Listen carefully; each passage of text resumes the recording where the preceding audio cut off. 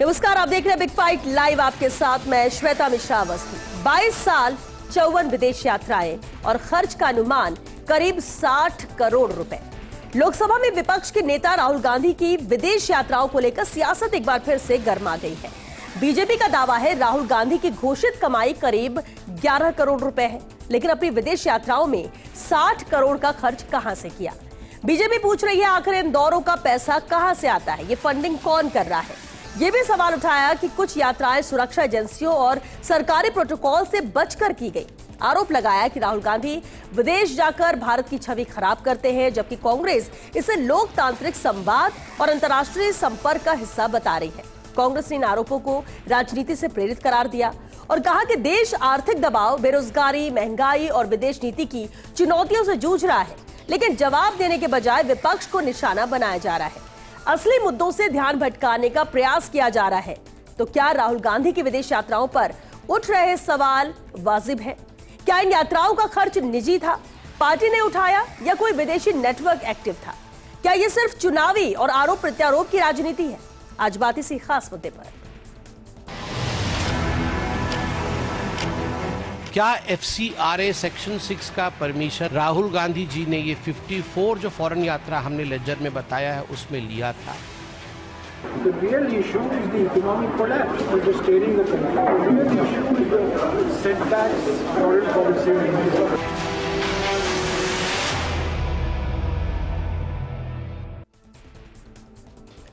और चलिए इस खास मुद्दे पर चर्चा के लिए खास मेहमान हमारे साथ जुड़ चुके हैं। सबसे पहले उनसे रूबरू करा देते हैं आपको। चर्चा में मौजूद है हमारे साथ बीजेपी से पंकज जोशी जी। स्वागत है पंकज जी आपका। कांग्रेस से हमारे साथ स्वर्णिम चतुर्वेदी जी हैं। स्वर्णिम जी आपका भी बहुत स्वागत है। और साथ ही राजनीतिक विश्लेषक मिथिलेश जैमिनी जी भी मौजूद हैं। बहुत स्वागत है मिथिलेश जी आपका भी। बेहद खास मुद्दा है इसलिए भी क्योंकि सवाल अब सीधे राहुल गांधी पर उठाया जाए। स्वर्णिम जी आपसे ही शुरुआत करना चाहेंगे। राहुल गांधी के दौरे को लेकर यह सवाल बीजेपी की तरफ से उठाएगा और कई सवाल यहाँ पर एक साथ दागेगा। खासतौर से जो आय है, जो संपत्ति का विवरण दिया गया, उससे 5 गुना ज्यादा विदेश यात्राओं में खर्च। क्या कहना है इस पर कांग्रेस का?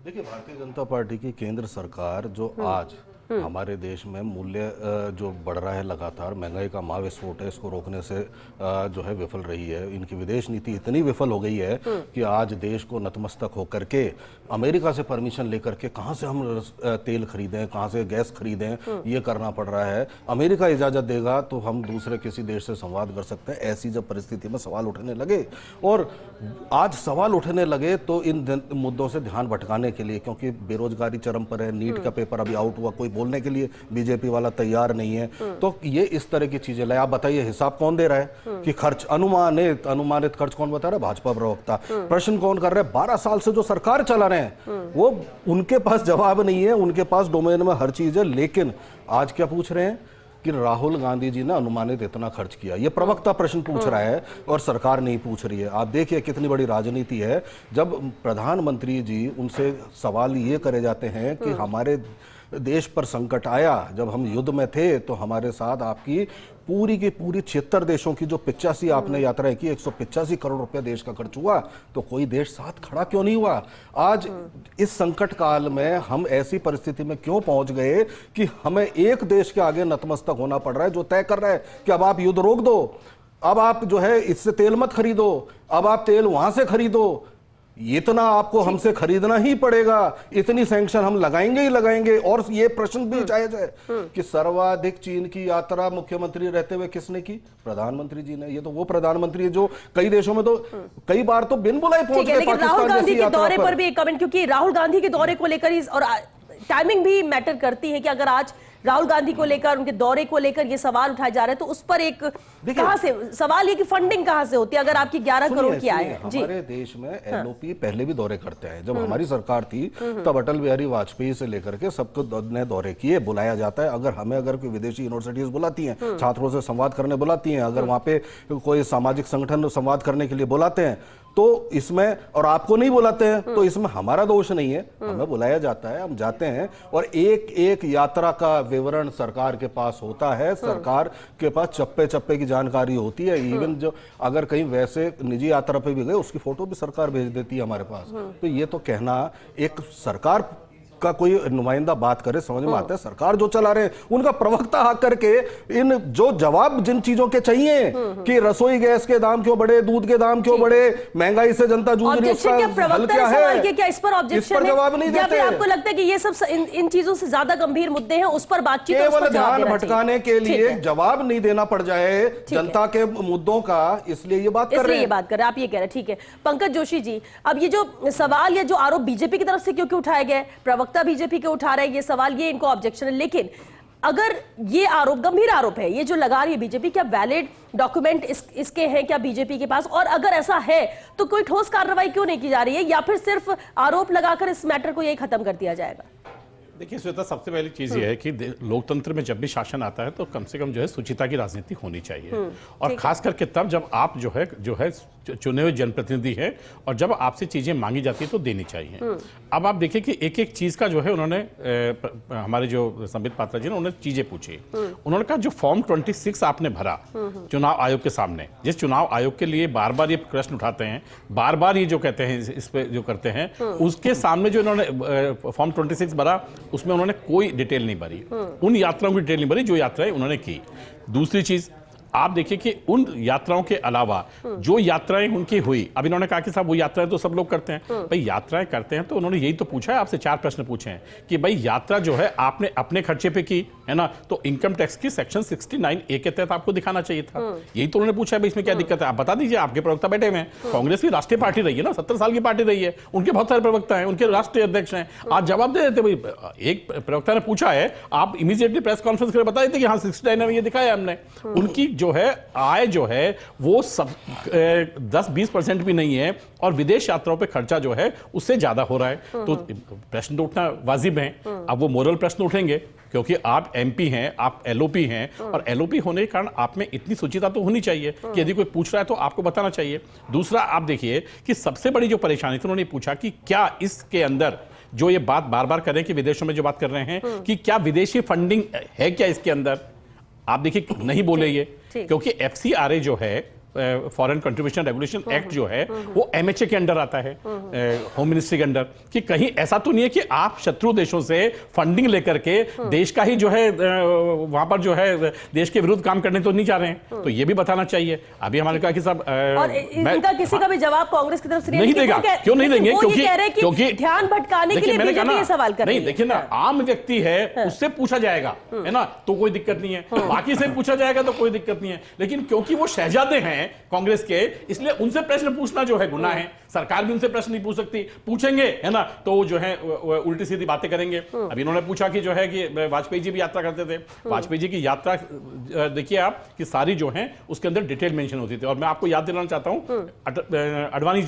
अडवाणी जी पे जब आरोप लगा तो अडवाणी जी ने कहा कि मैं जो है जब तक जो है लोकसभा में पैर नहीं रखूंगा जब तक उससे मुक्त नहीं हो जाता। और आज के एलओपी की पोजीशन देखिए आप, क्या पोजीशन है कि क्या स्थिति है कि एक जवाब नहीं आया उनका किसी भी चीज का।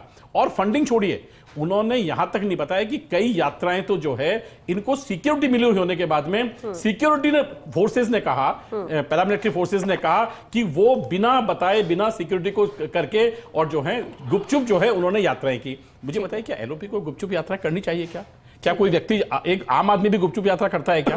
वो भी जो है अपना पासपोर्ट लेके जाता है, वो भी आदमी जो है डिक्लेरेशन भर के जाता है। और यानी आप कह रहे हैं कि ये जो यात्रा थी वो ट्रांसपेरेंसी होनी चाहिए, उसकी जानकारी दी जानी चाहिए, वो नहीं दी गई है कईयों की। लेकिन ठीक है मिथिलेश जी, आज टाइमिंग को लेकर भी कई बार सवाल उठता है। अब जैसे कांग्रेस ये कह रहे हैं कि और अहम मुद्दे हैं उस पर जवाब इनको देना चाहिए, लेकिन ये सवाल इनके दौरे को लेकर उठा रहे हैं। कैसे आप देखते हैं, क्या वाकई में निजी यात्रा है, राजनीतिक यात्रा है? और फिर जो नियम होते हैं विदेश दौरों को लेकर, राजनेताओं की अगर बात कर ले, क्या उसमें ट्रांसपेरेंसी है उन नियमों में? देखिए टाइमिंग को लेकर कांग्रेस सवाल उठाती है, वो कहीं न कहीं जायज नजर आता है। लेकिन दूसरा इंपॉर्टेंट चीज है कि कांग्रेस पार्टी जवाहरलाल नेहरू की विचारधारा में विश्वास रखती है, महात्मा गांधी की विचारधारा में विश्वास रखती है, जो सत्य के प्रयोग किताब लिखते हैं। जवाहरलाल नेहरू वो व्यक्ति हैं जो माउंटबेटन के लिए बीजेपी वाले कुछ भी कहें, लेकिन उनके जितने भी पत्र थे उन तमाम पत्रों को अपनी पुत्री को देके गए, और कहीं न कहीं उन्होंने बताया कि मेरा उनसे रिलेशन इंटेलेक्चुअल और स्पिरिचुअल था। अब उन्हीं के परिवार में अगर राहुल गांधी है और अगर उनसे पूछा जा रहा है तो उनको बताना चाहिए। और राहुल गांधी को ये याद रखना चाहिए कि वो देश के चौथे महत्वपूर्ण व्यक्ति हैं, राष्ट्रपति, उपराष्ट्रपति, प्रधानमंत्री और उसके बाद नेता प्रतिपक्ष आता है। तो उनके ऊपर अगर कोई सवाल उठता है तो डेमोक्रेसी में एक इंपॉर्टेंट है कि संवेदनशील जवाबदेही और पारदर्शिता, ये तीन लोकतंत्र की शुचिता को बचाने के लिए बहुत महत्वपूर्ण है। मुख्यमंत्री जी ने भी रीट्वीट किया है, तो मुख्यमंत्री जी को चाहिए कि वो एक और आतिथ्य का साथ में ही हिसाब पूछ ले कांग्रेस से कि जब कांग्रेस सरकार 34 दिन होटलों में बंद थी तो उनका आतिथ्य किसने स्वीकार किया? आपको 2.5 साल हो गए, उसकी जांच क्यों नहीं कर रहे? दूसरा, संबित पात्रा जी की जगह अगर इमिग्रेशन डिपार्टमेंट, ईडी डिपार्टमेंट या विदेश मंत्रालय या गृह मंत्रालय अगर उनसे सवाल पूछता, उसके बाद अगर ये प्रेस कॉन्फ्रेंस करते तो जनता को लगता कि बहुत तथ्यात्मक बात है, इसमें राजनीति नहीं है, ये देश के हित की बात है। तो कहीं न कहीं राहुल गांधी को चाहिए कि वो जवाहरलाल नेहरू से सीखे और अगर कोलंबिया की बार बार बात करते तो बता दे क्या कहानी है कोलंबिया वाली, क्यों उसको कब तक छुपानी है, जो है कह दे। जैसे प्रधानमंत्री नरेंद्र मोदी ने 2014 के एफिडेविट में नाम नहीं लिखा पत्नी का, 2019 में बता दिया कि भाई ये है। तो लोकतंत्र में आपको लोक लज्जा का ध्यान रखते हुए लोक को सच्चाई बताना जरूरी है। Doctor B R. अंबेडकर का जो कॉन्स्टिट्यूशन है वो यही कहता है कि हर राजनेता के लिए ये एक इंपॉर्टेंट चीज है। लेकिन मिथिलेश जी एक और बात देखिए, कई ऐसे मुद्दे अगर हम पिछले 10-15 साल पीछे जाएं, कई ऐसे मुद्दे जो उठते हैं, आरोप लगते हैं और उसमें एक दूसरे पर सवाल और जवाब की बौछार भी होती है और उसके बाद वो मामला ठंडा होता है। कभी भी इस तरह के किसी मामले में जांच होना, गंभीरता से जांच होना, किसी परिणाम पर पहुंचना, ये नजर नहीं आता। देखिए, ये पॉलिटिकल गेम फिक्सिंग होती है और इस गेम फिक्सिंग में जब किसी सत्ताधारी दल के ऊपर चारों तरफ से कोई प्रेशर आए तो पब्लिक का माइंड कैसे डाइवर्ट किया जाए, कैसे एक नैरेटिव को दूसरे नैरेटिव से काटा जाए, ये एक पॉलिटिकल वेपन होता है। और जो जानकार लोग हैं, समझदार है राजनीति के, वो जानते हैं कि कैसे पॉलिटिकल नैरेटिव को चेंज किया जाता है, पब्लिक परसेप्शन को कैसे चेंज किया जाता है। क्योंकि नीट की जो चीट हुई है वो उसके बाद भाजपा से जवाब नहीं बन पा रहा है। ईमानदारी की बात यह है, जो तेल के हालात हैं, गैस के हालात हैं, वो बड़े नाजुक हैं। तो कहीं न कहीं संबित पात्रा जी इस मामले में बहुत मास्टरमाइंड है, क्योंकि वो बाबा जगन्नाथ की प्रदेश से आते हैं, तो उनका उनके ऊपर आशीर्वाद है कि वो बहुत तफसील से अपनी बात को रखते हैं। लेकिन कहीं न कहीं ये हर आदमी के जहन में है। तो या तो अगर आपको करनी थी तो आप रॉन्ग फाइल खेल गए। संबित पात्रा जी, कई बार जो ज्यादा बड़ा खिलाड़ी होता है ना, फंस जाता है। आपको सबसे पहले गृह विभाग से, इमिग्रेशन से, उनसे सवाल पूछवा के फिर आपको एक प्रेस कॉन्फ्रेंस करनी चाहिए। अब जनता के मन में यही है कि आपने मौके का फायदा उठाने के लिए चौका मारने की कोशिश की है। पंकज जी, इसी पर एक जवाब जो मिथिलेश जी ने भी सवाल उठाया और कांग्रेस भी कह रही है कि अगर सवाल उठाया भी तो फिर संबित पात्रा क्यों, बीजेपी के प्रवक्ता क्यों? तो इसका क्या जवाब है आपके पास? ऐसे में इसे पूरी तरह से राजनीतिक रंग दिया जा रहा है तो क्या कोई इतनी गंभीरता से इसे लेगा? नहीं, देखिए श्वेता, जो है सरकार एक अलग पार्ट है और जो है संगठन एक अलग पार्ट है। और जब पार्टियां राजनीतिक पार्टियां होती है तो उनमें शुचिता बहुत जरूरी होती है। क्योंकि आपने देखा तो सरकार में भी जो है अटल बिहारी वाजपेयी जी ने जब सरकार में थे तब भी उन्होंने कहा कि मैं उस पार्टी से आता हूं जिस पार्टी में आज सरकार आप गिरा रहे हैं, लेकिन एक दिन ऐसा आएगा जब बहुमत की सरकार होगी। तो कह रहा हूं कि जो शुचिता होती है ना, वो पार्टी के उससे दिन से आती है। तो ये प्रश्न जो है, ये जो संबित पात्रा जी उठाया, ये बीजेपी की पार्टी की तरफ से उठाया है कि किसी भी तरीके से क्या वो पार्टी जवाब देगी? क्या कांग्रेस पार्टी ने कहा कि हाँ हमने खर्च किया? भाई कांग्रेस राष्ट्रीय पार्टी है, ऐसा थोड़ी उनके पास नहीं था ये सब कुछ। राष्ट्रीय पार्टी खर्च कर सकती थी, राष्ट्रीय पार्टी भेज सकती थी, बता सकती थी कि भाई ये लोग हमारी जो है उसके लिए गए हैं। तो मुझे बताइए कौन सी गलत वो होता। उन्होंने ये भी पूछा कि क्या राजनीतिक पार्टी के जो है रिटर्न भरी है, उसमें रिटर्न में कहीं इसका उल्लेख है क्या कि भाई हमने जो है अपने नेता ने खर्च किया है? क्या बीजेपी सभी सांसदों से मांग करेगी कि वो भी ब्यौरा दे, सबकी जानकारी यहाँ पर, या सबकी जानकारी होती है? नहीं, देखिए सबकी जानकारी होती है। यदि जानकारियां नहीं होती है तो निश्चित रूप से जो है उसके ऊपर जो प्रश्न उठते हैं उन पे जो है बाकायदा केस चलते हैं। और लगातार मैं ये बात कहना चाह रहा हूं कि आज राहुल गांधी संवैधानिक पद पर है, उनसे पूछा जाना चाहिए। तो लोकसभा में सवाल लगाने के लिए आप 240 MP लेके बैठे हुए हैं, आप लोकसभा में सवाल लगाते, आप संबित पात्रा जी राज्यसभा में बोलते। तो इंपॉर्टेंट चीज ये है जो पब्लिक में मैसेज गया है। मैं ये राजनीति में नहीं जाना चाहता बीजेपी कांग्रेस की, जो पब्लिक में मैसेज गया है कि आप कहीं न कहीं फाउल खेल गए, कहीं न कहीं आपका जो टीम है, कई बार होशियारी गिरते हैं सहसवार घोड़े से, तो घोड़े से कई बार जो ज्यादा होशियार होता है ना वो भी गिर जाता है। तो इस समय जो देश का माहौल है उस देश के लोगों को ये बात नहीं पच रही। आप हो सकता है राहुल गांधी फॉल्ट हो सकता है राहुल गांधी ने सारी गड़बड़ियां की हो, लेकिन कहीं न कहीं जनता के जहन में आप इस सच को उतारने में चूक गए। आप लोकसभा में उठाते, आप गृह विभाग से नोटिस दिलवाते, आप इमिग्रेशन डिपार्टमेंट से नोटिस दिलाते, एक पूरा माहौल बनता, उसके बाद उठाते। तो आप जनता कह रही ना आपके पास लोकसभा, आपके पास तो राज है भाई साहब 12 साल से, आज अचानक कैसे याद आ गई? तो ये एक बड़ा सवाल खड़ा कर दिया है समित पात्रा जी ने बीजेपी के लिए। बिल्कुल, सवाल भी बड़ा है और कांग्रेस भी इसलिए सवाल उठा। लेकिन स्वर्णिम जी, अगर सब कुछ ठीक ठाक है, ट्रांसपेरेंसी है, पारदर्शिता नजर आती है, जो है जैसा है वो सामने है, तो कांग्रेस क्यों नहीं सामने रख देती? देखिए श्वेता जी, आज बहुत ही एक महत्वपूर्ण चीज चल रही है। आज सोशल मीडिया पे बहुत युवा लिख रहे हैं, वो ये लिखते हैं कि अगर कर्तव्य निभाना है तो देश के नागरिक को निभाना है, जिम्मेदारी है तो नेहरू जी की, और अगर किसी चीज का क्रेडिट लेना है तो मोदी जी हैं। ये स्थिति देश की बना दी है। आज देश में आप देखिए इतनी समस्याएं हैं। एक हिसाब लेकर के आए संबित पात्रा जी, कहाँ से लाए हो भाई साहब हिसाब को? आपने बताया 60 करोड़ या 50 करोड़ 55 करोड़, किस हिसाब से कहाँ से बना दिया आपने? आपकी सरकार के पास तो जवाब नहीं है। जैसा मिथिलेश जी ने कहा कि लोकसभा में नहीं पूछ सकते, क्योंकि लोकसभा में झूठे तथ्य नहीं रख सकते, झूठे आंकड़े नहीं रख सकते। लोकसभा हो, राज्यसभा हो, या सरकार झूठे आंकड़ों के आधार पर कार्रवाई नहीं कर सकती, नोटिस नहीं दे सकती, ये उनको पता है। इसलिए आए हैं आज की नीट पेपर से चर्चा किसी तरह से हटा दो। लीक हुआ, रोकने में सफल रही बीजेपी सरकार। कोई बीजेपी वाला नेता बोल रहा है दूध के दाम, आपने सुबह गोल्ड पर आपने ड्यूटी लगाई, शाम को दूध के दाम बढ़ा दिए, गैस के दाम आप बढ़ा ही चुके हो, लोगों को मिल नहीं रही है पेट्रोल डीजल के लिए, कह ही चुके मोदी जी कि जो है अब जो है इसको खर्च कम करो, अपने घर से काम करो। और सबसे बड़ी बात, अभी कुछ दिन पहले तक तो जब ये बात मुद्दा हम उठा रहे थे, राहुल गांधी जी ने उठाया था, क्योंकि ये मुद्दा राहुल जी ने उठाया था कि एक आर्थिक सुनामी आने वाली है, संकट का सामना करना पड़ेगा, तो कहा पैनिक क्रिएट कर रहे हैं। यही था ना बीजेपी का वर्जन कि पैनिक क्रिएट कर रहे हैं। हरदीप पुरी जी आके कहते हैं कि देश में, आप यही कहना चाह रहे हैं कि जो मुद्दे हैं जिन पर बात होनी चाहिए, कारण मैं बता रहा हूं क्यों उठाया, इसलिए ये सवाल, इसका कारण बता रहा हूं मैं, क्योंकि हरदीप पुरी जी जब आके कहते हैं कि देश में तेल गैस के भंडार की कोई कमी नहीं है, कोई संकट नहीं है, तो ये बीजेपी का एक सोचा समझा सिस्टम है कि जब घिरने लगो, चौतरफा आपकी बात पिटने लगे, आप जवाब नहीं दे पा रहे हो, तो पर्सनल। लेकिन स्वर्णिम एक सवाल जवाब, क्योंकि वक्त खत्म हो रहा है, मुझे सबसे एक कमेंट लेना है, लेकिन एक सवाल का जवाब आपसे जरूर चाहिए। आपने कहा कि मुद्दे कई हैं जो ज्यादा जरूरी है, देश की आम जनता जिसके बारे में जानना चाहते हैं उस पर ही जवाब नहीं दे रहे, और सिर्फ भटकाने के लिए ये सवाल किया। लेकिन कांग्रेस भी लगातार जो सबसे ज्यादा सवाल उठाती थी वो यही थी कि विदेश दौरों को लेकर प्रधानमंत्री नरेंद्र मोदी के। तो ऐसे में अभी आम जनता को इससे ज्यादा सरोकार नहीं, लेकिन जो नंबर है, जो आंकड़े हैं कि 54 देशों की यात्रा राहुल गांधी कर लेते, 11 करोड़ इनकी आय का बताया जाता है और 60 करोड़ कहां खर्च हो गए, तो ये जो लाया जा रहा आंकड़ा, इसका क्या आंकड़ा कहां से लाए? 60 करोड़ कहां से लाए? इसका जवाब नहीं है कि अनुमानित है। मैं ऐसा मानता हूं कि 5 स्टार के अनुसार इतना खर्चा होना चाहिए। अरे कोई अनुमान नहीं है,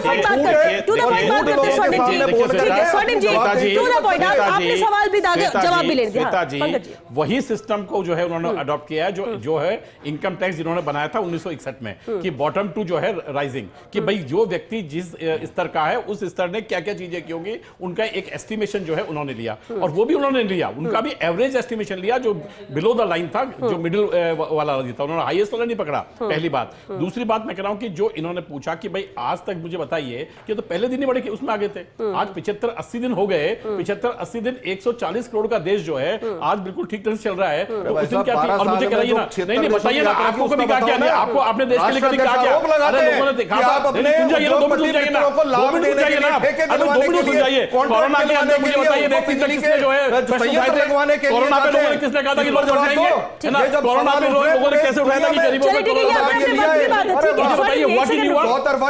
आज आप जो है, यही तो काम है कि विपक्ष जो है हमेशा संकट में चौतरफा गिरे हुए, यही कहता है कि विपक्ष के नागरिक से घेरा जाए संकट के समय में। देश का तो नागरिक लाइन में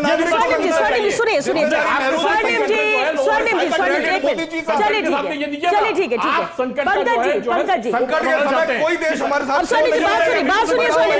स्वर्णिम जी सवाल मिथिलेश जी मेरा आपसे, ठीक है पंकज जी, एक सेकेंड। आप दोनों ने एक दूसरे पर सवाल आरोप सब लगाए, क्योंकि बीजेपी की भी गवर्नमेंट अभी है केंद्र में और कांग्रेस की भी लंबे वक्त तक रही है। लेकिन मिथिलेश जी, ये जो आरोप एक दूसरे पर लगाए जा रहे हैं मौजूदा राजनीति से इतर, अगर इस मामले को छोड़ दे, क्या वाकई में जो कांग्रेस कह रही है या अभी की जो स्थिति है, एक तरफ कहा जा रहा है सब कुछ ठीक ठाक है, दूसरी तरफ जो बात कही गई है वो आम जनता के भी जहर में आ गई कि कुछ तो होने वाला है, कुछ दिक्कत हो रही है, किन चीजों को गंभीरता से, और इस बीच में राहुल गांधी को लेकर ये आरोप? देखिए, राहुल गांधी जी को तो जो कॉन्स्टिट्यूशन के हिसाब से वो बता दें, वही 60 करोड़ की जगह 20 करोड़ खर्च हुए थे और इसमें सरकार पार्टी ने इतना दिया था, ये मुद्दा तो यही खत्म हो गया। जो दूसरा मुद्दा है वो इस समय देशवासियों के जहन में बहुत तेजी से घूम रहा है। ये एक बिल्कुल कड़वी सच्चाई है और इस कड़वी सच्चाई से कोई पॉलिटिकल नैरेटिव अब चेंज नहीं कर सकता। अब बहुत बड़ी चुनौती है, क्योंकि इस चुनौती का सामना करने के लिए, क्योंकि मध्यम वर्ग और जिस तरीके से ये नीट की चीट हुई है और जिस तरीके के शिक्षा मंत्री धर्मेंद्र प्रधान का रुख हो या डीजी का हो कि फीस नहीं लेंगे, अब बताइए क्या फीस है? क्या 8वीं क्लास से बच्चा माइंड बनाता है मुझे डॉक्टर बनना है और ड्रॉप करता है। 22 लाख बच्चों का करियर बिगाड़ दिया। 2015 में आपने 6 लाख बच्चों को वापस परीक्षा करा दी, 24 में नॉर्मलाइजेशन कर दिया।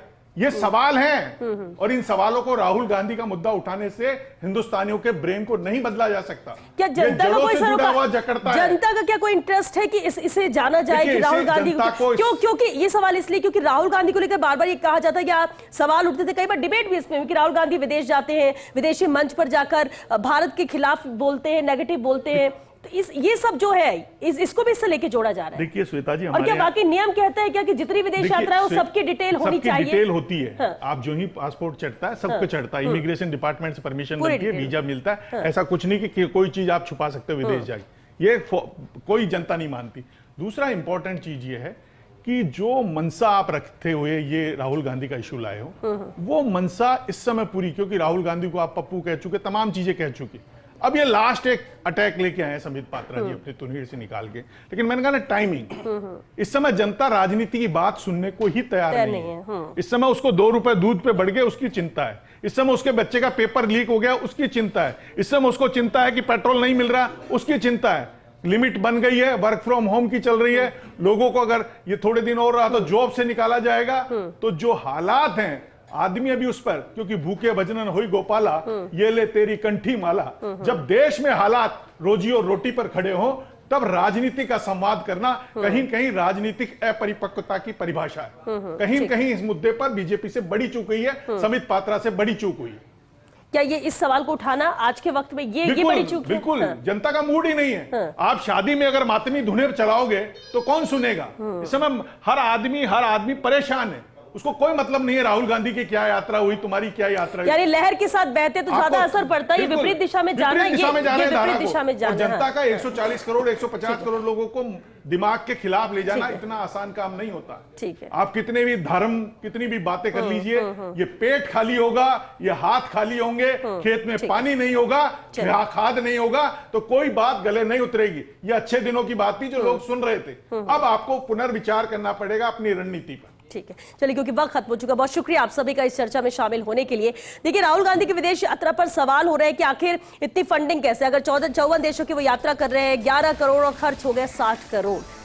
सवाल ये उठता है कि आज के वक्त में इस समय जो सिचुएशन देश की है या फिर आम जनता जिस बात से सरोकार रखती है, तो क्या उसके लिए ये सवाल और ये आरोप आज के वक्त में असर डालेगा, कोई फर्क पड़ेगा, या इसे सीधे तौर पर राजनीतिक रंग देते हुए इसी नजरिए से देखा और आगे बढ़ा जाएगा? सवाल ये भी है कि जो चीजें जरूरी है, क्या आम जनता का झुकाव उस पर है, लेकिन इतना जरूरी है कि अगर आप आरोप लगा रहे हैं तो वाकई में नियम क्या कहता है, पारदर्शिता कितनी है, और कभी भी ऐसे गंभीर आरोप लगाए जाए तो 2 बातें होती है, या तो आप उसे नजरअंदाज करके उसका जवाब ना दो, या फिर जवाब देकर उस पर वहीं फुल स्टॉप लगा दो। और राजनीति में जब आरोप लगते हैं तो ये दोनों ही चीजें होती हुई नजर नहीं आती। अब देखना होगा कि क्या राहुल गांधी पर जो आरोप लगे हैं उसे लेकर आगे भी कुछ नजर आएगा, या इसका आज शुरुआत भी आज ही और दाएं भी आज ही होगा इस मुद्दे को लेकर। खासतौर से ये वक्त पर छोड़ते हैं, आम जनता पर और खासतौर से पॉलिटिकल पार्टीज पर छोड़ते हैं। चलिए, इसी के साथ बिग फाइट लाइव में आज के लिए बस इतना ही। नमस्कार।